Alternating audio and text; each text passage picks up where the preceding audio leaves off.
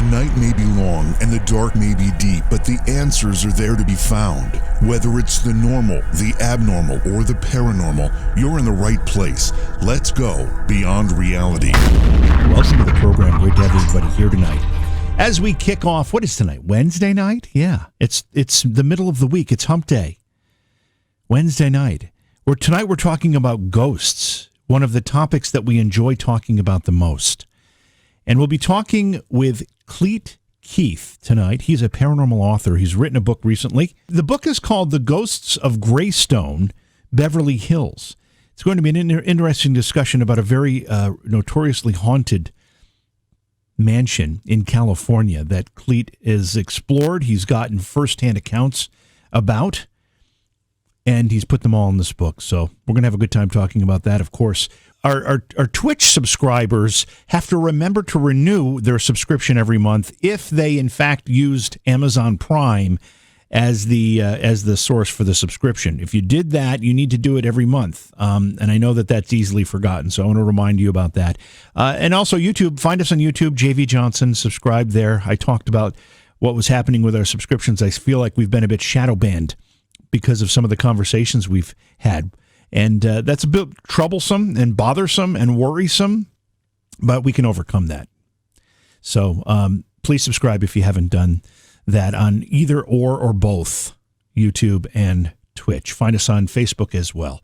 So we'll get right to the program tonight. We're going to take a break. When we come back, we will talk with Clete Keith tonight. He is the author of a book called Ghosts of Greystone. It's Beyond Reality, and we'll be right back. Please support the program. Go to patreon.com/Johaw. That's JOHAW. Again, thank you for being here. Hey, a big thank you to Michelle in our YouTube chat room for the Super Chats. Thank you so much for doing that, Michelle. It's very, very important, and we appreciate your support of the program. Not just that, but also just being with us and listening and supporting our guests and all of that. We've got a great one for you tonight. As most of you know, the roots of this program, the roots of my paranormal experience and professional life as the publisher of Tabs Para Magazine, as a radio host, as an investigator, as someone who's associated with Ghost Hunters television show. It's all about ghosts for us, and we really enjoy the opportunity to talk about that particular topic, and we have that opportunity tonight. We have Clete Keith with us tonight. He's a paranormal author. We're going to be talking about his book called Ghosts of Greystone. Clete, welcome to Beyond Reality. It's great to have you with us tonight. Thank you so much, Dave. You love being here. Yeah, it's really exciting to talk to a fellow ghost hunting enthusiast, someone who really finds this stuff not just fascinating, but intriguing, curious, mystical, all of the above, all of these words we use. How did you get your interest in these paranormal topics? Where did it start for you? Well, it wasn't at Greystone. My parents had an event a long time ago where my great uncle they lived up at Cambria in California, and he and his wife lived there right by the ocean, and he got cancer. And one night he slipped out of bed and went and sat on the porch, looked out at the ocean, and shot himself in the head with a rifle. Oh, wow. Yeah, so then not long after that, his wife had a stroke, and so my parents had to go up to their house and clean it out and sell it to get money for her care. And so when my dad and mom went up there, they were in the garage working, cleaning the place out, and they heard 3 knocks at the front door. My dad went out, and there was nobody there. And he came back and said to my mom, did you hear that? And she goes, yeah. He goes, there's nobody there. She goes, oh, okay, well, maybe it's the kids in the neighborhood. They kept cleaning, and then 3 more knocks. He went out. There was nobody there, and he said, let's get the heck out of here. Wow. So when he told me that story, I was like, really? I didn't even know about paranormal. I was probably 16, 17. I was like, really, that can happen? And it wasn't until, there's one other story that happened as well, but then it wasn't until really I got to Greystone that I went, wow, this is the real deal here. So let's go back to this story that you just told us, because it's a powerful one. I missed in the beginning of you telling this how these folks, was these your grandparents? Is that what you said? It was my great uncle. So great it was uncle. My mom's uncle. Okay. And he was living with my mom's aunt, and he had cancer, and just sat on the porch looking at the ocean at night without her knowing. Just slipped out to the porch. He'd had enough, and put his the rifle to his head and shot himself in the head. Wow. And then your parents were there trying to help your mom's aunt, and they hear 3 knocks at the door, not once but twice. Yeah. So 2 times it happened with the 3 knocks, and then after that, my mom really kind of had a sense of the paranormal. She could kind of feel some of that. My dad didn't, so he didn't care. He goes, "Let's get out of here." She knew it was my Uncle Wes, my great Uncle Wes. My dad didn't care. He didn't want to know who it was. He wanted to get the hell out. So you kind of answered my next question a little bit here, but your mom had a sense of the paranormal. Your dad really had no interest in it. Did they have other experiences after that or before that even, particularly as it relates to your great uncle? Yeah, no, they didn't. And that was interesting as well, because you would think that would keep happening if he was that able to communicate, but they never did. And the only other thing I remember my mom talking about was that when she was young, that she used the Ouija board and things came through that she said nobody knew about her father, who was a director in Hollywood, and it was bang on exactly what was the truth, and it kind of scared her a little bit. But she had a belief in that, though. So. And I don't want to get too much into the weeds here, talking about this particular family situation, but I am curious. Your parents had these experiences there. They left. They didn't really look into it any further. Did your mom's aunt continue to live at the home? And was she cognizant of anything going on, or was she not in a state to be aware of that? Yeah, she wasn't in a state with that, JV. What had happened was after my great uncle killed himself, then she eventually had a stroke. Yeah. And so then they had to get her into a home and then take her home, which is right by the beach, and clean it out, sell it. So she wasn't there when there were any type of that. She never mentioned anything about her husband coming back to try to connect with her. And she wasn't really the type, well, this is back to probably in the early 70s. She wasn't the type of woman that would have said anything about it anyway. Yeah.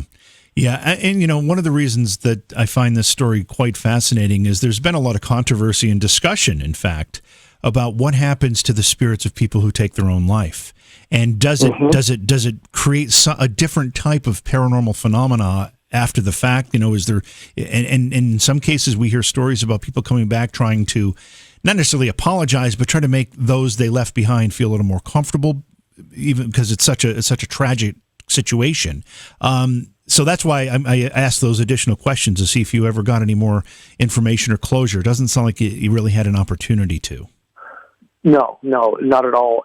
But I agree with you on that with people who have committed suicide. And we have had several at this location at Greystone that have committed suicide there. So, and we have shadows and other things that I was talking to a friend of mine today, a ranger who was there today with me, and we were talking about what do you think that those black shadows are out by the willow pond, which is right outside my office in the firehouse. And there was a man who shot himself in the head again in 2003. And I was there. I went up and saw him still sitting there on the bench after he'd shot himself in the head. And obviously he passed. And we've had, and actually, JV, there was a story of a man that was walking down from the top of the parking lot past that willow pond, and he was going to use the restroom, which is right next to the willow pond, and he saw a guy sitting next to the pond he thought was feeding the fish and everything, and when he went to the restroom and came back out, he saw the ranger that was standing there, and he said, "What's going on here?" He said, "Well, the guy just shot himself in the head over there." He goes, "Where? Where the guy was feeding the fish?" He said, "What are you talking about?" And he looked over, and it was cordoned off, and there was nobody there. And he said it was only within a matter of like 15 to 20 seconds that he went in and came back out. And he said it would be impossible for a guy to be sitting there and doing what he was doing and leaving. So he says, "I think that was the guy who killed himself." Wow. Well, we'll certainly get into these stories a little bit more as they relate to Greystone Mansion, but I want to talk a little bit more about your personal experience. You said after this particular set of discussions with your parents, and this happened with your parents, you kind of didn't have anything else happen until you started working at Greystone? There was a period there where there was really not much paranormal anything in your life. No, there was one story, and I'll make this quick for you, JB. There was one story where I went to a friend's house. I was working on a play. She was an actress. She lived in Beverly Hills, oddly enough, and she invited me over, and I went to see her, and I was sitting in her place, and she started telling me about spirits within her apartment. And I was not a believer. And she said, I awake, and there's a woman at the end of my bed all in white. I said, you got to be kidding me. Did you soil yourself? I mean, exactly. That sounds so horribly frightening. Yeah. And she said, no, I just felt it was a positive presence. And I went, wow, man. And then she said, and then the piano started playing by itself one night. I said, come on. So I'm doing jokes. And then she brings out the book called Seth Speaks. Do you know that book? Yeah, I do. Yeah, I've heard of this book. Yeah. So it's a woman that channels this spirit named Seth, who has all these prophetic things to say. I almost think, is this woman a contemporary, or is this an older book? I'm trying to remember, because I think I might have had her on the program. Well, it's a woman. I've either had the author on the program, or I've had somebody talking about. Okay, yeah, for sure. The author on the program. It's really well known in the paranormal field as far as channeling and all that stuff. Right. So she hands me this book, and she says, have you ever read this book? And I look at it, and it has a photo of Seth on the front, the woman portraying Seth as it's channeling through her. And she looks really weird. And so, of course, I said to her, it looks like she ate some bad shrimp. And she said to me, that's not funny. You should not make fun of the spirits. I said, I'm just saying, look at her. She looks in horrible shape. And there was a coffee table in front of us that had like candles she lit, and a candle with a glass housing that was really nice around it. And as I'm doing my stupid jokes and saying that I don't believe in all this stuff, suddenly the glass housing around that candle shatters. And I don't mean it just cracked. It like blew up. Oh, wow. And she stared at me, and I looked at her, and the look on her face was almost as frightening as the shattered, glass. Yeah. And I grabbed my guitar and I ran out of the house. That was the last paranormal thing that happened to me until I started at Greystone. I have to ask you about your friend a little bit. I mean, she sounds like she might have a bit of what we call this paranormal magnetism, where there are certain people that not only seem to be able to accept it, as you said, she did not soil herself. She actually saw this lady in white as a warming presence. I think I would have been in your camp here if I've done a lot of investigating, but you wake up and you just see that there. I'm startled. That's just the way it happens. Yeah. But your friend here sounds like someone who kind of has been living with this phenomena all of her life, and probably is a little bit accustomed to it, I guess. She was very accepting of the paranormal, so it didn't really freak her out that much. It was like, and I think because of who she was a really sweet person, and I think that the spirits respected that and reacted to her in that way.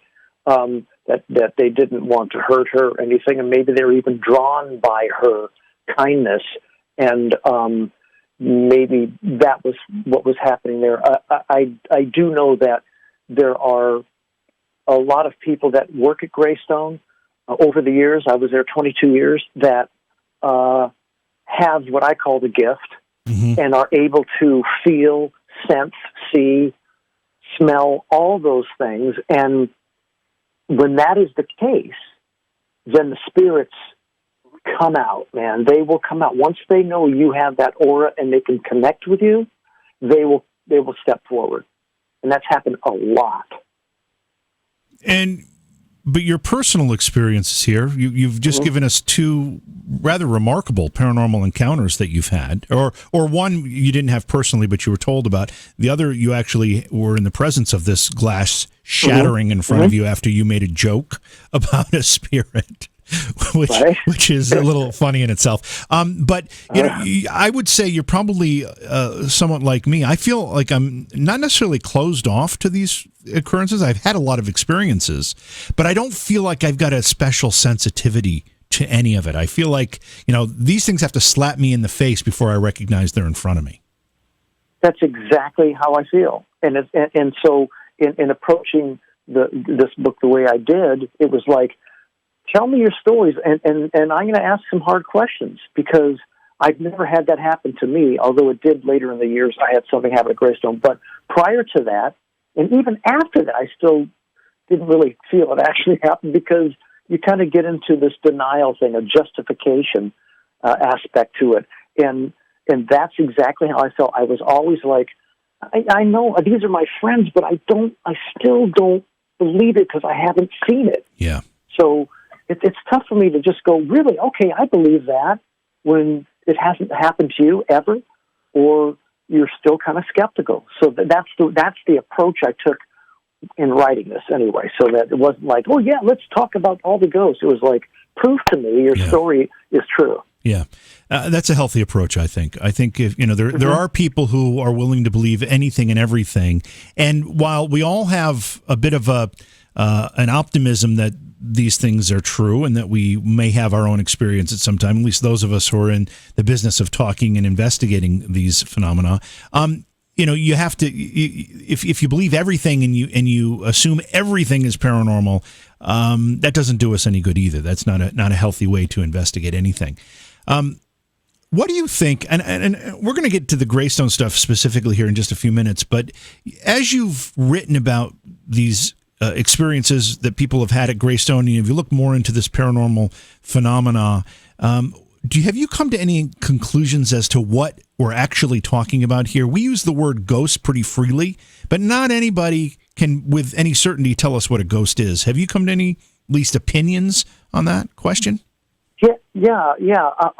From my experience, I know for a fact that spirits, oftentimes when there is if it's a car crash or a murder or things like that, I truly believe they just step out of the body and they're there. Mm-hmm. And that they still exist, only on the energy has just transferred to a different spirit. So it's, instead of being in the hard body, basically, they're on a different type of spiritual level, that everything is the same. You just can't see their body. And it really plays out at that location, because there are apparitions, all that stuff. But I truly believe that you can just... And the interesting thing for me, JV, is why do some stay and why do some go? There's another... If I can tell you a real quick story, and I won't give out the name of this actor, but my mother was an actress, and she was really ill. She had Parkinson's, and she was at the Motion Picture Television Fund home in Woodland Hills. Okay. And she was there for a while with Parkinson's, and she was rooming with another woman named, I think it was Betty. And Betty's son is a very famous actor. And so suddenly he showed up one day, and I went, oh, hey, my mom's with your mom in that room, and we chatted a little bit, became friends, and then over months, we got to know each other, and I showed up one day, and all the nurses were bustling around and moving, and I was going like, what's going on? They said, well, we'll just say his name is Brian. Brian's mom just died. I went, oh, my God. Does he know? Did you call him? They said, yeah, he's on his way. And the nurse at the center of the desk was looking at me, and she had a strange look at her face. I go, what's wrong? She goes, the phone keeps ringing from Betty's bed. Ooh. Like she's calling from her bed. Oh, man. And I said, well, you know what that is, don't you? And she goes, no, don't do that. Don't say that to me. I said, I'm just saying that it's Betty. She's still here. I don't want to hear that. Please don't. No. I don't want to hear that. I said, okay, I'm sorry. I walked into that room, and I said, Betty, honey, I can't see you, but you've passed. So if you look in the corner of the room and you look for that light, and you go toward that light, It's going to take you where you're supposed to go, honey. So you take off now, okay? And you don't have to be here anymore. And that phone never rang again. Wow. Isn't that crazy? So she transferred, and she was still there, just not in the body. That's amazing. And I also am really impressed at the way you handled that. Had you been doing a lot of that type of work at that point, or was it still new to you? I read a lot, and I do enjoy a lot of these books that you know, and I've watched a lot of the Ghost Hunters, Ghost Adventures, Dead Files. All those things are part of me now because I was getting ready to write this book, and I just wanted to be really familiar with it. But I saw enough to know that there are certain ways I think you handle people who have passed who may not know that they've passed, which is actually pretty common. Right. Yeah, that's an amazing story, and it's really a great illustration of and a great way to explain what the process is and what we think ghostly or spirit activity can be. I mean, there are other people that will say, you know, this is an interdimensional thing, this is a time slip thing. This is, I have trouble going down those roads. I love to hear the discussion because I'm trying to keep an open mind about it. But I really think that what we're talking about here is some form of the human soul leaving the body and going to its next existence, whatever that happens to be. I totally believe that. And one other story that I'll tell you very briefly is I went into our break room inside the mansion, which is where a woman hung herself, oddly enough. Oh, geez. So I was in there one morning, and I took out my phone, and I said, "Why are you still here?" Because things have been happening in that room, like literally a painting, like a glass painting that was up on a shelf, flew off in front of this ranger, and it just freaked him out. So I went in days later and said, "Why are you still here? Is it because you're afraid to find out what you're going to see when you cross over to the other side? However you've dealt with your life, are you afraid to find out how you'll be treated?" And when I played that back and I finished that, I heard, yes. So it was a very Catholic family, and there were a lot of things going on in that household, murders, suicides, rapes and things that took place. And I think this one spirit that had passed over was afraid to find out what was going to happen when he met his maker, if indeed he was going to. So, yeah. A couple of questions flowing through our chat room here that I want to ask before they scroll out of my view. Michelle wants to know if it's true that a living person has to help a spirit pass over to the light. And I think we kind of just illustrated how that can happen, but I'm not so sure that it has to happen. Clete, do you have an opinion on that? No, and Michelle, it does not have to be that way. I think, remember, as you're living and you, for whatever your religious purposes are or whatever you've looked up in books and television, all that stuff, when you pass, from what I've studied for all these years, if you're afraid to go to the other side, to the light, then you're probably going to be in the middle section here, which is what most of these people are, these spirits are. I think most people, through their religion, through their chats with priests or whomever or family members, are pretty much geared to go, I know where I'm going, and they know that when they pass out of the body, I'm going to be going to X, whatever that may be. And I truly believe that what you choose to believe in, whatever God you believe is in your life, that will be there for you because that's what will help you make that transfer to the other side. We're talking tonight with Clete Keith. He's the author of a book called Ghosts of Greystone. And we're going to get into some of the details here about some of the reports of paranormal activity that have occurred at this particular mansion. But before we do, how did you become familiar with Greystone? What was your introduction to the place? I did a lot of acting, and one time I was working on one of the worst movies ever made, and I said, where are you? This is 1994, and I said, where are you shooting today? And they said, up at Greystone. I said, what is that? They said, it's a mansion. It's a mansion up there. We're going to shoot. I said, oh, okay. I had no clue what it was about. And then Well, little did I know 5 years later I would be hired by the city to work there. And it was like, once I started working for the city, somebody mentioned to me that, are you aware that this place is haunted? And I went, no, seriously? And they go, yeah. And I said, no, I'm not aware of that. I had no clue. Are you going to tell us what the worst movie ever made was that you were involved in? Because it's probably one of my favorites. I happen to like what some people consider to be bad movies. Okay, yes, I'll tell you, of course. But I doubt you like this film. And there's a whole thing how I got involved with it and everything. But it was called Cabin Boy. Cabin Boy. Yeah, that's not one I'm familiar with. Thank you, JB. Thank you. It concludes this interview. It's true. It's true. It's if you look it up, and I don't want you to. Whoever's listening to this, don't do it. It's a waste of time. But it was with Chris Elliott. Oh yeah, of course. Remember Chris? Yeah. Chris Elliott had kind of a resurgence on Schitt's Creek. Yeah, exactly. Yeah. Exactly. Mm-hmm. So he did this movie with a friend of his, Adam Resnick, who ended up having to direct it. It was going to be a Tim Burton movie. He pulled out and asked Adam, who wrote the film, to direct it. He's never directed anything. He goes, I don't want to direct it. He goes, well, you got to do it. So it was one of those, and it was kind of chaotic and a little wacky, I got to tell you.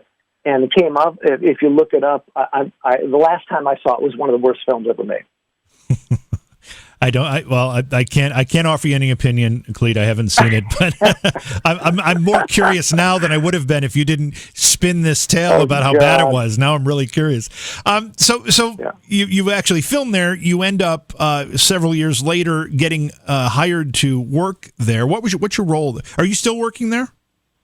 I have 2 days left. Oh wow! Okay. After 22 years. Oh man, what's your role then there? What's your title? I've done several things for the city of Beverly Hills, and one was to help with logistics on events. Meaning they would do until the COVID came up. They would do, for 40 some years. They would do an art show twice a year, which is on Santa Monica near the Beverly Hills sign, and it brings in 40,000 people. It's a huge undertaking, and I was heading up the logistics for that and several other events. But I also started morphing more into becoming a ranger and helping the ranger program. So I would, when there was filming up at Greystone, I would put on a uniform and work with the rangers on that. If there were huge events, whatever, they would say, would you work? I said, yeah. So I just throw on the uniform and start working with them. And I started doing that more and more as the years went on. Tell us about the history of this particular property. It's a striking building. Obviously, it's a beautiful place. Who built it? How did it get its origin? Yeah, so back in the late 1800s, early 1900s, Edward L. Doheny came from Fond du Lac, Wisconsin. He came to L.A. looking for gold and ended up getting involved in oil. And he and his friend Charles Canfield bought a small little plot near downtown, and they dug a hole by hand and pick 155 feet down. That alone is amazing, right? Yeah, that's 15 stories. That's basically. Crazy, yeah. Right? And they got nothing. So they went out and they found a eucalyptus tree that was straight as an arrow, 60-foot eucalyptus tree, cut it down, made the end of it like a drill bit, dropped it down in there, and I don't know how they did this, but they, in essence, drilled down 460 feet. It's 46 stories. Wow. And hit gold, hit oil. And then he started making a lot of money from that, went down to Mexico and hit a 600-foot geyser and became a billionaire overnight. So then at that time, it was the Rockefellers and the Dohenys were the oil barons of the United States. Yeah. At that time, he came back. He bought 429 acres, among other things, but he bought 429 acres, which turned out to be in the Beverly Hills area.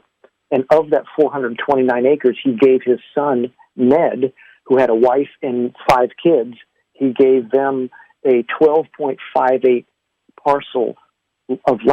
acre of land, and in which Ned then built Greystone. Okay, so what was the name of the oil baron? His name was Edward Lawrence Doheny. So out here, you're in New York, is that right, JV? That's right, yes. Yeah, so out here, there's Doheny Road, Doheny Drive, which is relatively well known, named after the family. There's also Doheny Beach down south in Southern California. So they're very well known. They had billions when a penny meant something. Yeah. So the Doheny family, so Ed did not build Greystone. It was actually his son that built this fantastic structure. Mm-hmm. Yeah. And once it was built, it was known as the Hearst Castle of Southern California. Yeah.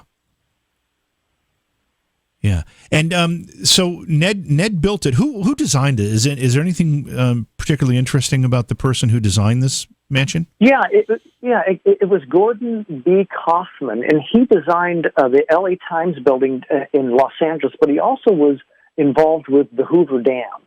So he was one of the architects of the Hoover Dam, in which, is steel reinforced concrete, that dam. And with that in mind, he used those same properties to build Greystone, which is a poured concrete, reinforced steel concrete building, which is 46,000 square feet. Wow. 55 rooms, 67 altogether if you count the walk-in closets. So along with a family, servants wing, recreation wing, a hidden bar, the bowling alley that was in There'll Be Blood, if you ever saw that movie, at the end of the film, there's a bowling alley scene with Daniel Day-Lewis, and that is located also at Greystone. So you gave us an approximate, but what year was it built? They started, think about this, Jay, they started it at February 15th of 1927, and the family was able to move in September of 1928. You can't even that's like a year. You can't even get permits now in that amount of time. And they had built this home, which cost $1.2 million at that time. Just the mansion itself, the mansion and the property altogether was $3 million, which today that equals about $46 million today. Wow. So the structure is built. It's moved in to by the family in September of 1928. Yeah. You, I don't know how much of the history you've been able to gather, but I imagine you've looked at a lot of it. Does the paranormal activity start immediately, or does it come later? See, this is a great question, JB, because it's always been my quandary in trying to figure out, was there paranormal activity? Because you're talking about an area in which there had to be, it was Mexican land at one point. It was probably Indian land at one point. So, and there's two stories in there in the book about literally horses on the property that are not real.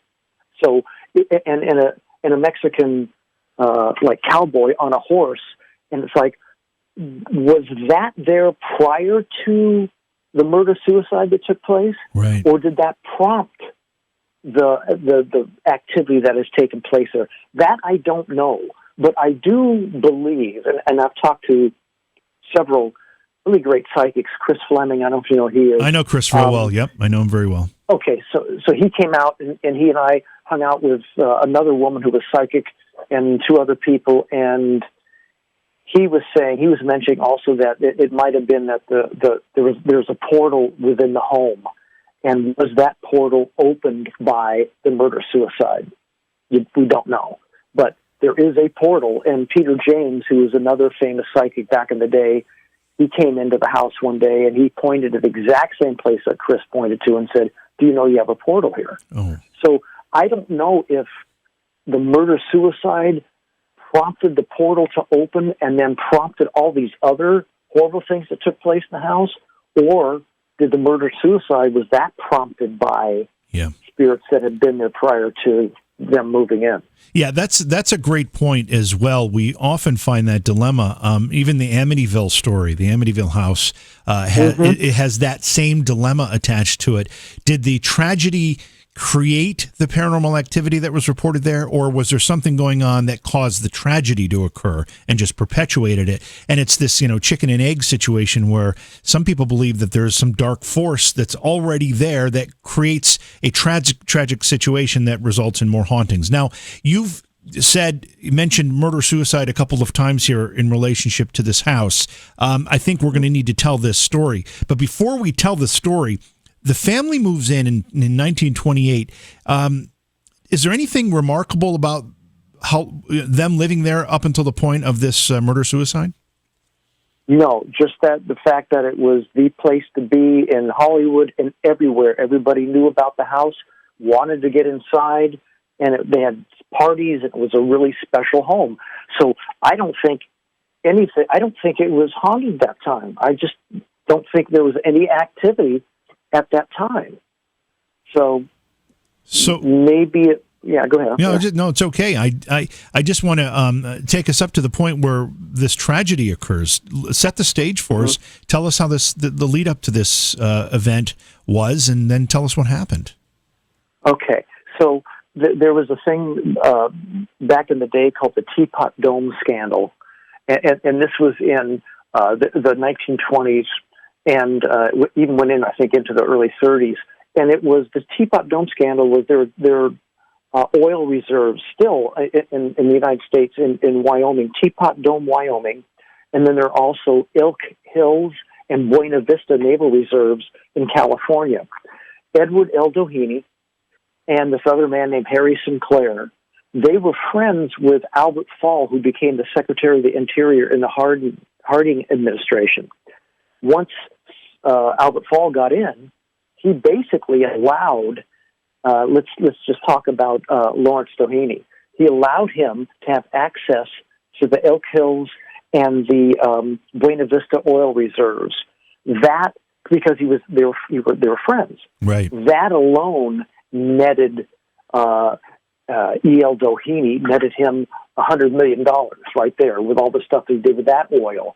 So it was illegal. It wasn't a bidding thing where other companies can come in and bid and see who has the best bid to have access to those oil fields. He just gave it to them. With that being said, Edward L. Doheny sent his son Ned and Ned's secretary Hugh Plunkett to New York to get out $100,000, which back then a penny meant something. It's a lot of money. Put it in a satchel and bring it to Albert Fall as a loan, quote, as a gift. Suddenly Albert had a lavish lifestyle. It was found out. He was prosecuted because they knew something had taken place, and he was put into prison for a year for having taken that money. Now they wanted to go after Doheny, but they felt that the best way to go to Doheny was through his son and the secretary that delivered the money. So now we start ramping up the feelings that Hugh was having. He was very frightened about going to trial. He wasn't a real strong fellow. And Hugh was the secretary? Hugh was the secretary? Hugh was Ned's secretary. Okay. They've been friends since they were in their teens, and Ned just brought him along, and so he became his secretary and kind of managed Greystone, the land and everything, and a lot of the finances. So that's why he went back with him to New York to handle the finances. And so once the word was out that they're going to try to go after Ned and Hugh, then they started having problems with each other because Hugh was afraid. This is what I have researched. Hugh was afraid that he was going to be left holding the fall satchel. Guy. Yeah, the fall guy. Yeah. Well, that's what I was going to say. That, by the way, after all this took place, the murder and the suicide, then they went after the elder Doheny in a trial, and they acquitted him. So you have the man who gave Albert Fall the money is acquitted. Albert, who took the money, is in jail, and that's where the term the fall guy came from. Oh, okay. Yeah, truly came from that. Wow. So, that being said, Hugh showed up one night to talk to Ned. This is what has been written, and we talked about, and I did a lot of research with a man named Clark Fogg, who's a forensic guy. He worked for the city of Beverly Hills. And he showed up, wanted to talk to Ned. They think he went in and got a gun out of the gun room. There's a room called the gun room inside the mansion. Went down and started having a conversation with Ned. And they argued. They'd been drinking. And Ned was shot in the head, in the temple. And so was Hugh. So the huge question here, JB, is who shot whom first? Yeah. And how is it that they're both shot almost in the same place in the temple? So if Hugh's in there waving the gun and accidentally it goes off, it's pretty coincidental that it hit in the perfect spot in the temple of Ned. Right. Same with Ned. If Ned has a gun and he's going to approach Hugh and Hugh's going to allow him to put it right to his head and shoot him in the temple, it doesn't really make sense. And there's also the other aspect of that they may have had a relationship. Yeah, I was just going to ask about that. Yeah. Yeah. So there have been not only rumors, but I've heard it from another source that they had a connection, that they were together, and was then Lucy, Ned's wife, was she involved with this? Did she catch them together? Oh. Was she angry about the whole situation, that all the money was going to be lost through these trials, and she got upset and shot one of them, then the other one took the gun and killed himself? Nobody knows, and because that happened that one night, February 16th, 1929, once that happened, it was huge all over the United States, and within 24 hours it was shut down. It was not talked about again because billionaire family, they went to the police and said, shut it down. They said, you got it. So nobody ever really knew. But I will say this, JB, that it's very odd that Ned is not buried with Edward, his dad, in the same plot, same area of the cemetery. He's in his own section, and we'll talk about that in a second. And Hugh is like 30 yards downhill from Ned. Well, if I kill you, I doubt your family would say, put Clete about 30 yards away from the JV. Will you do that for me?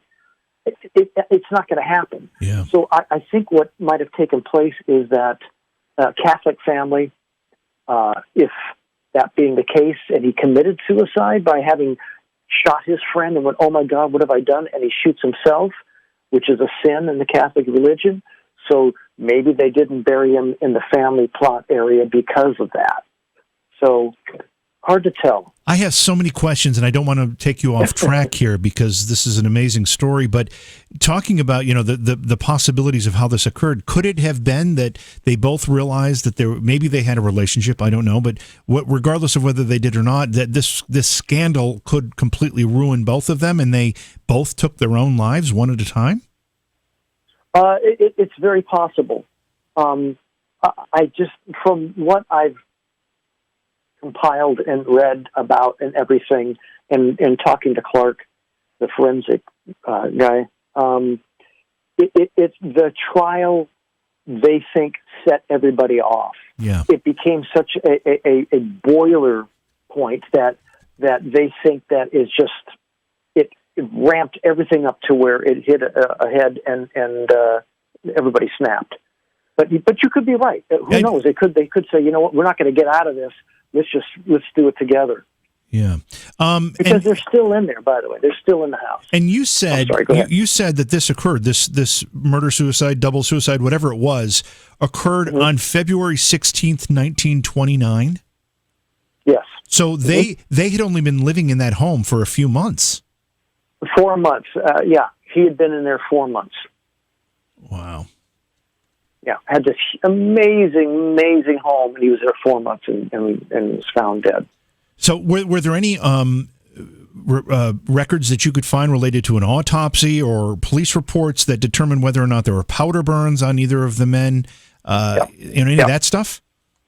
Yeah, so I did all that research, and the reason I was able to do it was because of Clark Fogg, who is, he's now retired, but he allowed me access into downtown files, and we couldn't find anything. And he said he had seen the file before on Ned, and all it said basically was that he passed.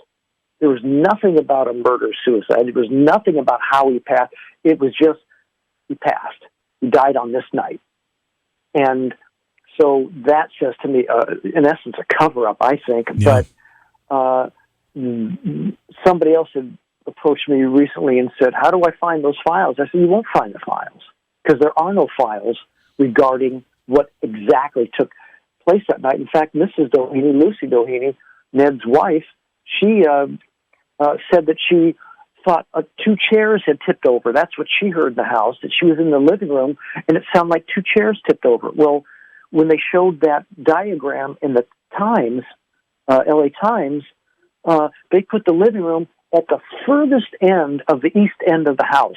It's literally next door to what we call the murder room. So there were cover-ups all over the place. I think there was probably a time, you didn't have, obviously, the internet, and you didn't have television. You barely had radio at that point. So most of the information was reported through newspapers or word of mouth. It's probably a little easier to control those media than it would be today. Mm-hmm. You think? Yeah, absolutely. And that's what I tell everybody when I've talked about these stories. I said, look, there was no CNN. There was no internet whatsoever, social media. So any kind of conversation you received, like you said, radio or paper, it could be controlled. And I think that's exactly what Lucy did. And maybe even the father as well, saying, no, I don't want anything out. It's over with. It's done. Pay him off. I don't care. And it was done. So after the murder, suicide, double murder, whatever it was, after this occurs and the dust settles from all that, what happens to the house? Does the widow continue to live there? Does the family still continue to live there for a while after that point? Yes, she stayed in that home until 1955. The children grew up and moved out, but she stayed in the home. She married the financial advisor 2 years after the murder-suicide. And they lived inside Greystone until 1955. She ended up selling Greystone to Henry Crown, who was involved in building the Empire State Building. And he had most of his companies and things were in Chicago. So they thought he was going to move into the mansion, and the rumor was his wife said, hell no, I'm not going in that mansion. So... Because of what happened there? Is that what you're saying? She didn't want to move in there because of the... Okay. Well, that's what they say. She said. He said it was because his financial dealings were in Chicago. So he did not come out. He rented the mansion out till 65, from 55 to 65, for filming, and allowed that to take place.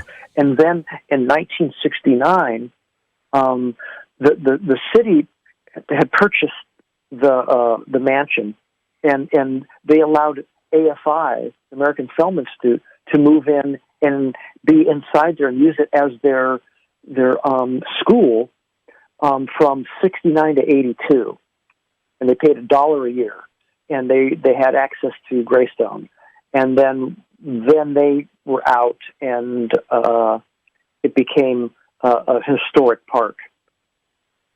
It became a historic park owned by the city? City of Beverly Hills, yeah. Now it's a historic park of the city of Beverly Hills. And that kind of brings us almost current. So it's been a historic park. It's like is it a museum? Can people go tour it? Is that how it works? You can go visit the grounds.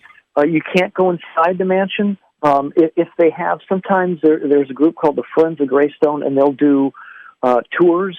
So you have docent tours where you walk in and you can walk inside the mansion, look at the rooms. There are docents within the rooms. They've done that before. They've done a design show in the house where designers pick a room and design it.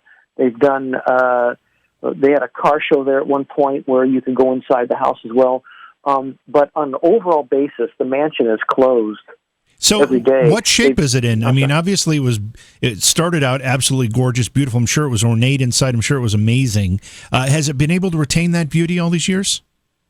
No, and it fell in right after it was given away to or sold to Henry Crown, and he let the film companies come in. They basically hammered the place, and they did. There was a film, The Disorderly Orderly with Jerry Lewis in 1964. Yeah, they came in. And they want if you ever want to watch and see what Greystone used to look like, rent that movie, and it'll show you what looks like a park up above the area of the mansion, which is now a parking lot. And underneath that parking lot is a 19 million gallon water reserve. That's why the city bought the property, really, to put a water reserve up on the top of the hill. And you can see the mansion the way it used to look, but they took the mansion, wanted to make it. The Disorderly Orderly was a hospital, Jerry Lewis in a hospital, and so they painted all the wood. Oh, no. And, it's saying, don't worry, the paint comes off. It's not a problem. Oh, Film companies are ruthless. And they couldn't get the paint off, so they sandblasted it. So it changed it forever.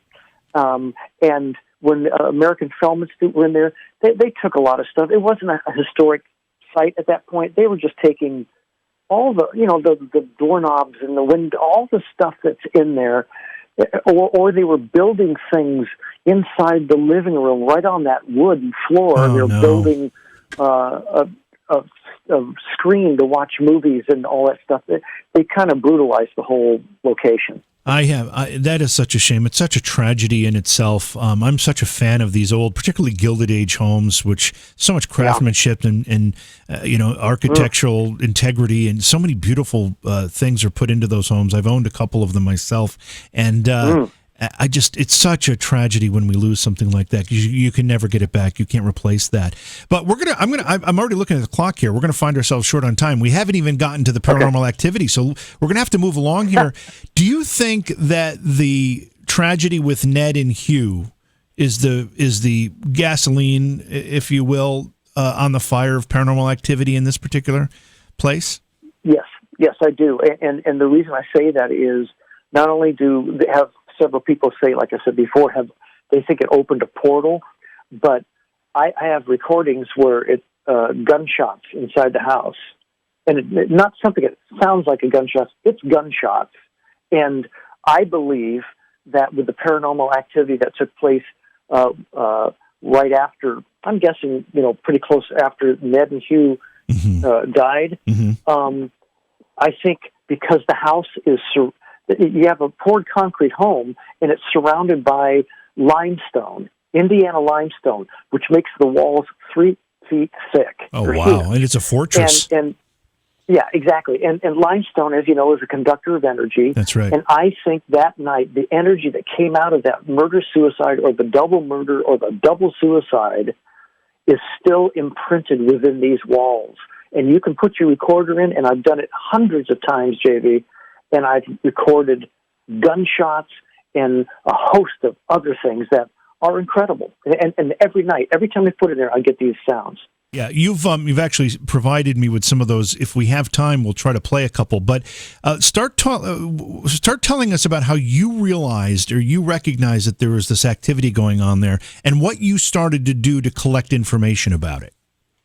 Okay, so when I first started working there, literally the first month, I was told that Sprite was shooting a commercial up at the mansion. I went, I want to see what it's like shooting up at the mansion. So I ended up running up there to the West Court to see what was going on. And as I got up there, a guy ran out of the house screaming and swearing and just ran away. And I went up to one of the rangers. I said, what was that about? And he told me that they've been treating the house horribly. It's a beautiful home, and they're throwing cables on the ground and on the floors and everything and ruining everything. And this guy was upstairs, the second floor landing, right off there in one of the, might have been Patrick's bedroom, one of the son's bedrooms, and he was getting all the cables together, wrapping them up, putting them in crates. And he said one of the crates just went right across the room in front of him and flipped him out. And he just ran out and just said, F this place, I'm done, I can't do this, I got to get out of here. And so that's when I went, what's going on here? So from that time on, I was very curious about what was taking place. And a very good friend of mine, Steve Clark, who became one of the senior rangers there, and a friend for 20 years, his first thing that he told me, because he wanted to confide in me, was he closed everything up, he put the alarm on, he walked out, and one of the windows were open in the servants' wing, which happens to be the room in which the woman hung herself. He didn't know that. And he went back in, turned off the alarm, went up there, closed the windows, ratcheted it shut, came back, turned on the alarm, walked out, and the window was open again. Oh, wow. And he said, I'm not going back in. I don't think you've told us the story. You've mentioned that the woman hung herself. What's the story behind that? Well, I won't get way into it, but what I'll tell you is that she was, what we have learned was that she was pregnant. She got pregnant by someone on that property. Okay. And again, Catholic household, and it was a sin, and she felt the only way out was to hang herself. And she did it in that room. And we have, do you know who Lisa Williams is? Lisa. She's a British psychic. Yes, I do. Yes, I absolutely do. Really good, really good. She came to Greystone one night, and she did a walkthrough for her show. And boy, did she pick up on that. She was bang on with that. She said, my stomach hurts. And everybody in the crew, and I said, well, I don't know what that's about. And they moved on, and when they took a break, I said, Lisa, I took her outside. I said, you're bang on with that. One of the women where you're talking about was pregnant, and she hung herself. She goes, oh, my God, I've been looking at her in the window all night. Do you see her? I said, I don't. And she said, she's right there. She's waving at me. But that's okay. That makes sense then. So that's what happened. Do we know who this woman was? Do you have that historic information? And how much of what you've just told us about this woman is a result of paranormal investigating versus, police records or something? Right. So we were quite certain, we were. These stories, a lot of these stories were passed down through us, and some we thought were just ranger legend. Mm-hmm. And there's another story of a woman who we were told slit her wrists in the meat locker, which is upstairs in the second floor wing, and killed herself in the meat locker. And so we go, that's pretty dramatic, and but that's what they told us, whatever. Right. And so I was not going to put it in the book. And then a woman showed up one day to talk and saw Steve Clark, the ranger, and said, can anybody go inside? He said, no, it's closed to the public. She goes, oh, because my grandmother's friend slit her wrist in the meat locker. Oh. And we're like, oh, my God, that's real? And she said, yes. Oh, honey, yes, it's real. So it's things like that. There's another ranger that was shoved down the stairs and nearly died, could have broken her neck. And she quit that day. And we thought that was a legend until this guy shows up and talks to Steve and says, no, I was a ranger and I was with her that day. She just flew past me. And he's now a DA in a county out here, which I can't say, but he wouldn't interview with me. He wouldn't talk about it. Mm-hmm. So, but that's how we're finding out, is really talking to people, and they're saying, no, wait, I know somebody who was there. So you basically were kind of collecting some of the folklore of the house, and then you started to get corroborating information and corroborating testimony that made you recognize, hey, this is more than just folklore. This is something that actually has some basis in history. Yes, exactly. Along with the fact that because I knew a lot of these stories about spirits and ghosts, then I decided to. One night, I woke up at 3 a.m, and I thought, you know what? I'm going to write down. I used to give tours every once in a while to people who would show up just on the whim. They'd show up like a family from Australia, like these two girls from Norway, and I'd say, come on, I'll take you in. And they'd be so excited, and I'd give them a tour, and I'd start talking about the paranormal. So I thought, why don't I just write those stories down, because they're kind of interesting about all my friends who had these things happen to them that I know are real. And then it became a thing of those friends saying, well, then you have to talk to Glenn because he had something crazy. Oh, who's Glenn? Well, he used to be. Then I would call, and it became 80-plus people, separate people, that had stories that were all true, all eyewitness stories, mostly them, happening to them, which became almost 300 stories. Wow. Of that location, mansion inside and mansion outside as well on the property. How did you determine where most of the activity was? Is it mostly external, or is it in the house? Well, there are external things that happen that in the interviews. External, definitely outside, but it's usually nighttime or early morning when it's like 5 or 6. Inside the mansion, we've had both during the day for sure. There's a little girl in the mansion. We've had her, she's been seen like 5 times, and it's always been mostly during the day, along with a myriad of other apparitions of, we think, Lucy standing there. You could see through her. A guy coming down the stairs with no legs, floating down the stairs. It's mostly during the evening, but it doesn't mean you're not going to see something during the day. I'm going to go back to a question that went through the chat room a little while ago because you kind of touched on it here.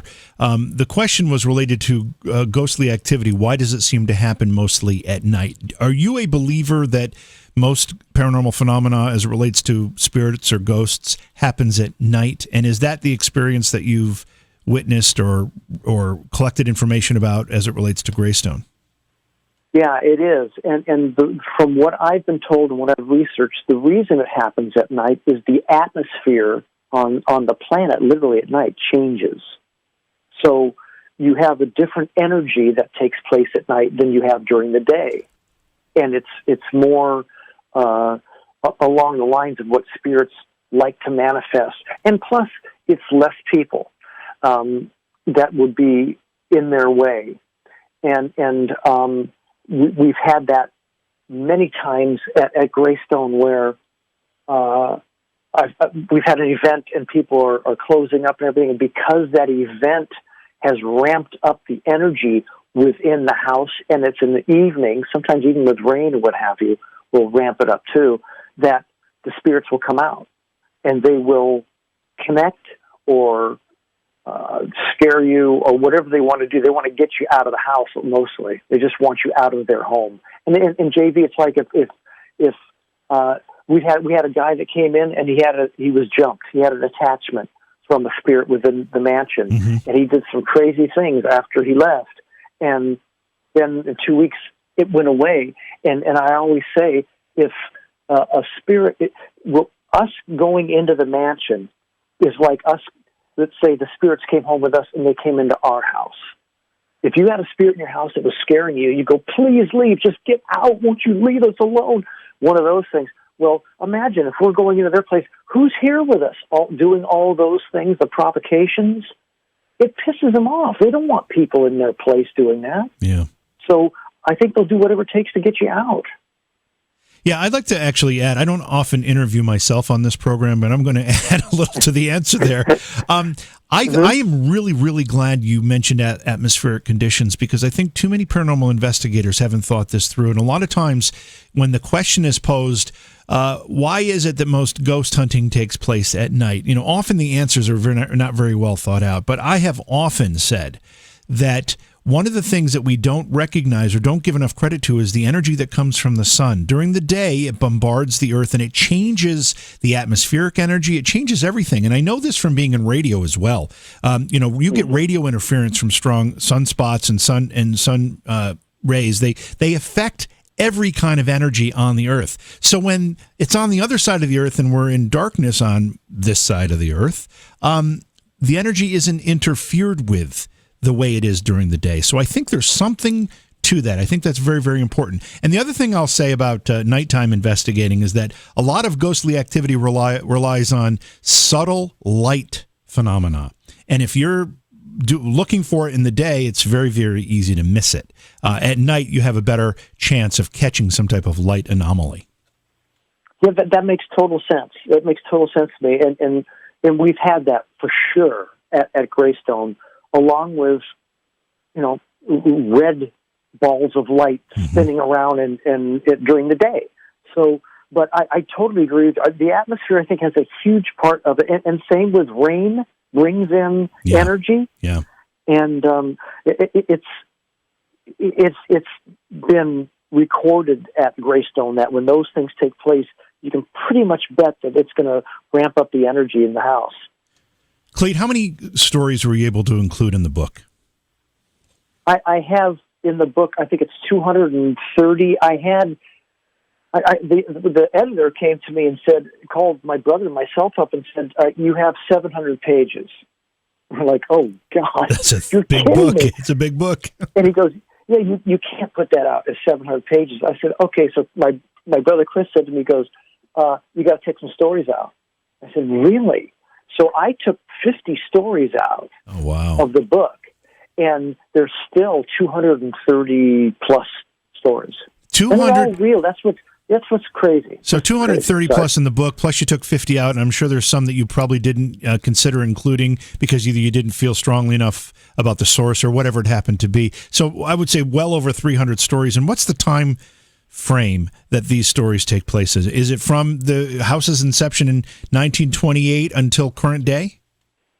Well, remember, very private family. They're not going to tell you anything. I couldn't find any records about back in the day. The earliest I have is in the 1960s. Right, but you did include the story about the murder-suicide from 1929. Yeah. I mean, you still have those stories. Right. But that's, in essence, not paranormal activity. The paranormal activity in the book, really, there's a story from the 60s, but the murders and deaths and all that stuff, that's all throughout the history of that home. Yeah. That's quite a monumental work, actually. How long did it take you to assemble all of that? It was 3 years. From the moment I said a prayer one night and said, please help me come out what I'm supposed to do with this information, and I literally sat up at 3 a.m. and said, I got to write this book. And from that day forward, it took almost 3 years to the day to assemble it, to interview.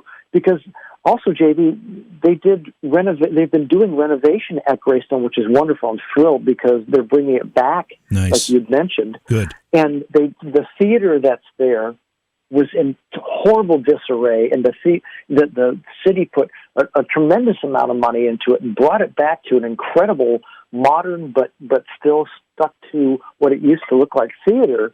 And during that renovation, which ramps up the energy because they don't like it when you change things, right, there were things happening to those construction workers who had no clue that this place was haunted. They just show up to pull the electrical lines, to cut down some of the drywall, all that stuff, and suddenly they're coming to me and saying, you should talk to Robert.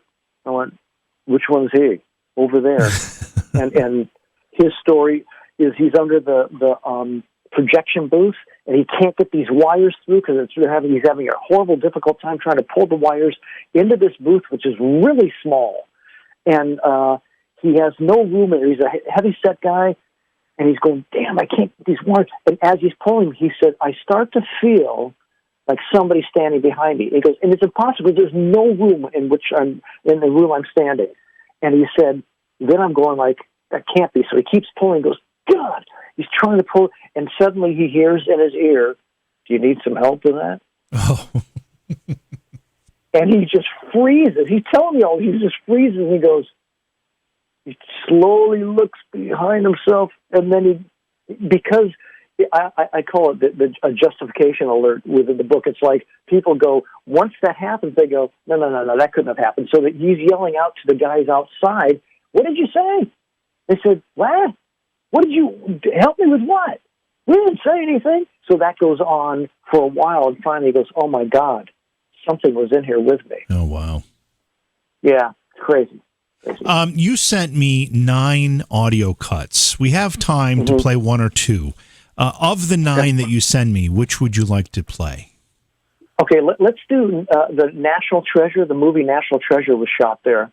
Okay. And Peter Devlin, the sound guy, sound mixer, who's an Academy Award nominee, left his cart on overnight, literally in the portal. He didn't know it was a portal there, but he left it there. And this is what he caught during that night. So this is just basically an open mic running recording all night long. Nobody's there doing anything. Absolutely.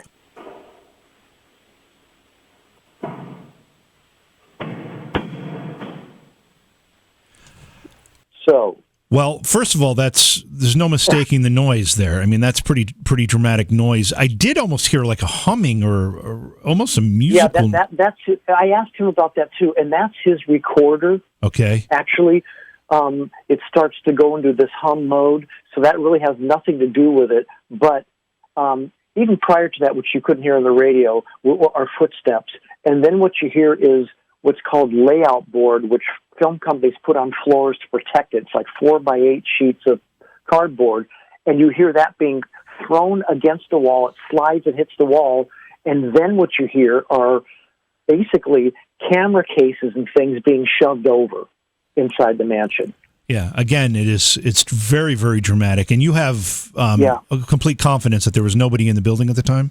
Oh, I'm the one who ran it, so I know there was nobody in there. In fact, when and the other craziest thing about that, JB, is there were footsteps coming, and then after that sound, there are no footsteps walking away for the rest of the night on his recording equipment. Wow. So I should have opened that door in the morning and seen somebody standing there because he didn't walk away, and there's nobody there. Yeah. So I don't know how many hours the quote unquote night was, that this recording was running. But however long, if it was 8 hours, whatever it was that the only part of the recording that had that kind of sound and that kind of noise?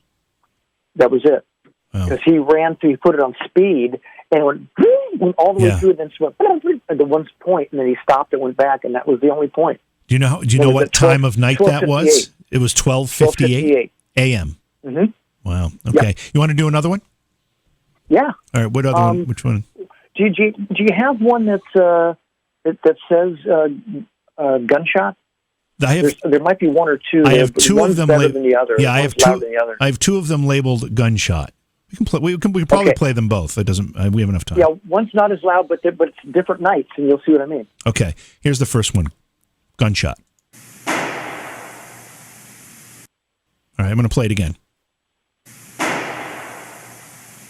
Where in the house was that recorded, and how was it recorded?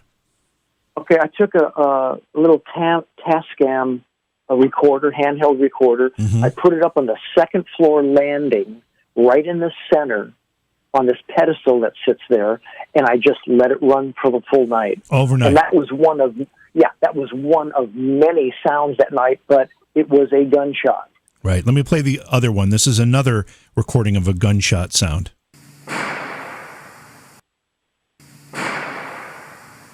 Sounds very similar. Is that the one that's a little softer? Yeah, not as strong. Yeah, not as strong. Yeah. So but that's a different night. Different, probably. It might have been even a different year, and it's still happening.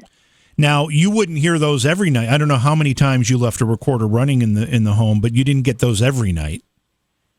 No, I didn't. I didn't get gunshots every night, but every single night that I put my recorder in there, and I was supposed to do it last night, and my buddy didn't do it for me because I already left the property. But I've done it hundreds of times, and every single night you'll get something on that recorder.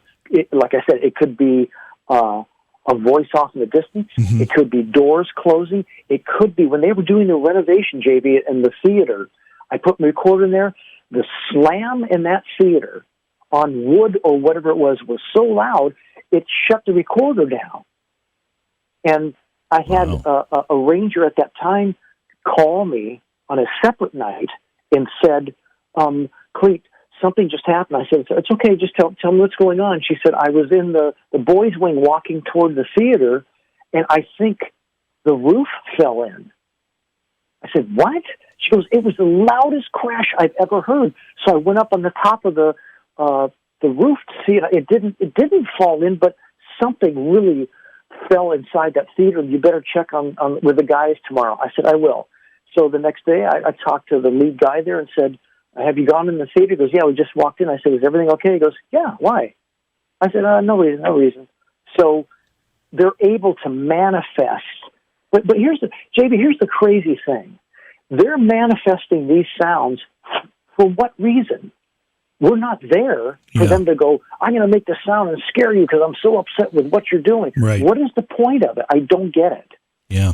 Has anybody come in? I know you've had some psychics, some sensitives through, some mediums through, but has anybody come in and set up a full-blown, sophisticated paranormal investigation of the property?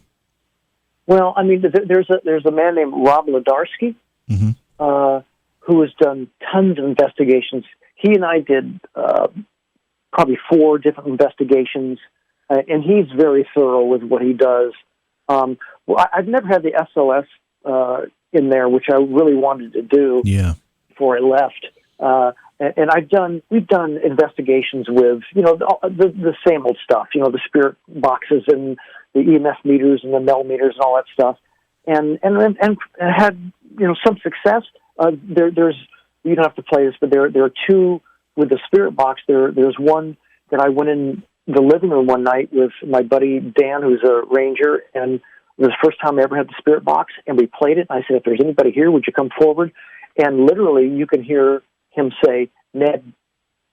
Ned steps forward. That's pretty impressive. I'm a little skeptical of the spirit box in general, but I have heard some things that have impressed me, and that one too. We're gonna have to have you back, Clete, because we're out of time, but we're certainly not out of story here. Now, the book is available now. Yeah, so you can get it's called Ghost of Greystone, Beverly Hills, Dramatic Eyewitness Accounts, and you can purchase the hardcover through ghostofgreystone.com, and I'll sign each book, and you get a couple other little gifts, and we'll ship it for you for free. You can also go to Amazon if you want, and they have an ebook on Amazon, and the audio book is in the makes right now and will be out pretty soon. That's terrific. And I love your passion for this, not just for the paranormal part of it, but your passion for this particular property. It sounds like it's an amazing spot, and I'm glad there's some restoration going on and I'm hoping that it becomes open to the public, because it sounds like a place that should be shared. It is, and I think it will. And I have 2 days left, and it's going to be extremely emotional for me because it's been 22 years at that specific location that I've worked. Wow. Yeah. Well, hopefully it's because you're moving on to bigger and better things or something, but you'll always have that experience, and I'm glad you shared it with us tonight. Yeah. Thank you so much, JV. I really enjoyed. Beyond Reality Paranormal is hosted by J.V. Johnson and produced by Orion Palmer and Slick Eddie Edwards. Like us on Facebook and subscribe to our YouTube channel. Please consider supporting the program either through your podcast platform, click on the link in the description, or on Patreon at Joha Productions. If you'd like to be a guest on Beyond Reality Paranormal, or you have a recommendation for a guest, contact our producer, Slick Eddie Edwards. Eddie is spelled with a Y, at slickeddieedwards@gmail.com.